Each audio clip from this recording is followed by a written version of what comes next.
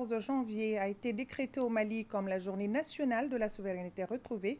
Ce dimanche 14 janvier, nous célébrons la deuxième édition dans un contexte marqué par le recouvrement de l'intégrité entière du territoire national avec la reprise de Kidal par les forces armées maliennes. Le ministre en charge de la refondation, dans son message, a rendu un hommage mérité au peuple malien pour le combat de la souveraineté. Le décryptage avec Sogona Kamisoko.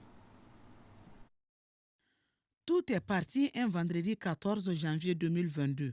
Ce jour-là, plus de 4 millions de personnes se sont mobilisées au Mali et à l'étranger pour dénoncer les sanctions de l'UEMOA et de la CEDEAO contre notre pays. Cette mobilisation patriotique et inédite était une réponse à l'appel des autorités de la transition. Dès lors, le 14 janvier symbolise la lutte pour la souveraineté retrouvée au Mali. Oui, ce 14 janvier 2022, il a fallu de la détermination au Mali. Oui, nous avons tenu face à ces sanctions, face à l'ignominie, face à la méchanceté. Le peuple malien a montré sa résistance et sa résilience. Pour saluer et magnifier cet acte patriotique, le président de la transition, son Excellence le colonel Assimi Goïta, chef de l'État, a décidé de commémorer désormais cette date historique.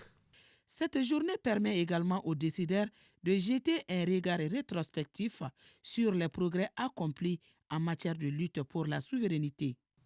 Le peuple malien a su définir et tracer sa voie avec des principes phares comme le respect de la souveraineté du Mali en toutes circonstances, le respect des choix stratégiques et des partenariats opérés par le Mali, mais également la défense des intérêts supérieurs du peuple malien dans toutes les décisions prises. Mais d'ores et déjà, cette vision se décline en des actions phares comme la défense, la diplomatie, mais également le développement. Le contexte particulier de cette année est la reconquête de Kidal. Aujourd'hui, l'intégrité territoriale du Mali est sauf. Et ça, c'est tout le sens du processus de refondation qui est en cours.